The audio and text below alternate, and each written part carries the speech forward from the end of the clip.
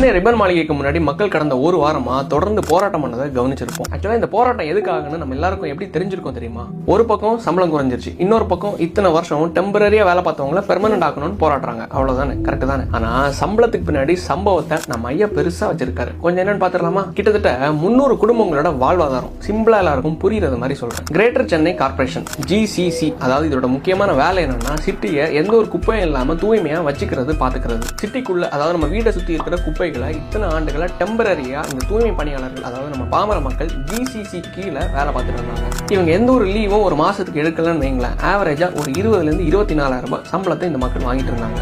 ஆனா இப்ப என்ன பண்ண போறாங்க தெரியுமா? இந்த குப்பைகள் எல்லாத்தையும் அள்ளுறதுக்கும் இதை மேனேஜ் பண்றதுக்கும் சம்பளம் கொடுக்கறதுக்கும் வேலைக்கு ஆள் எடுக்கிறது முதல் எல்லாத்தையும் ஒரு தனியார் கம்பெனிக்கு டெண்டர் கொடுக்க போறாங்க. எல்லாம் ஆல்ரெடி கொடுத்துட்டாங்க. யாரை வேலைக்கு எடுக்கணும்னு, யாருக்கு எவ்வளவு சம்பளம் கொடுக்கணும்னு டிசிஷன் அவனோட கோல்பர்க் டிராவிஸ் ராபர்ட்ஸ், அதாவது KKR பிளஸ் ராம்கி குரூப்புக்கு கீழே வரக்கூடிய டெல்லி MSW சொல்யூஷன்ஸ் லிமிடெட்னு அழைக்கப்படுற ஒரு கம்பெனி தான் கிட்டத்தட்ட 2363 கோடி ரூபாய்க்கு அடுத்த 10 வருஷத்துக்கு டெண்டர் எடுத்திருக்காங்க. முதல் விஷயம், பணி செய்யறவங்களுடைய சம்பளம் 24 இருந்து 12, 13, 14 குறைக்கப்படலாம். வேலையும் நிரந்தரம் கிடையாது. முதல்ல இவங்கள தான் வேலைக்கு எடுக்க போறாங்களான்னு உள்ள அஷூரன்ஸும் கிடையாது. இதுக்கான முக்கிய காரணம் கம்பெனி வடநாடு பிளஸ் வெளிநாடை சார்ந்தது. சம்பளம் குறவுனா எங்க இருந்தும் ஆட்களை இறக்கலாம். இந்த பிரைவேட் கம்பெனிக்கு வழங்கப்பட்ட டெண்டரை கேன்சல் பண்ணவே முடியாதுன்னு கிரேட்டர் சென்னை கார்பரேஷனோட மேயர் பிரியாவும் துணை மேயர் மகேஷ்குமாரும் திட்டவட்டமா அறிவிச்சிட்டாங்க. பாமர மக்களோட பசிய போக்குன்னு இந்த அம்மா உணவகத்தால லாபமே இல்ல, நஷ்டத்துல ஓடுது. அதனால தான் மூடணும்னு பதில் சொன்ன இந்த மேயர் கிட்ட எல்லாம் நம்ம என்ன எதிர்பார்க்க முடியும் இதுக்கு மேல? கொரோனா சமயத்துல நீங்க உட்பட நாங்க மக்கள் எல்லாருமே வீட்டுல சொகுசா இருந்த டைம்ல எங்களுக்காக நம்மளுக்காக இறங்கி வேலை பார்த்த மக்கள் இந்த மக்கள். ஆனா இன்னைக்கு நம்ம ஐயா அவங்களை கைவிட்டுட்டு வெளிநாட்டு கம்பெனியான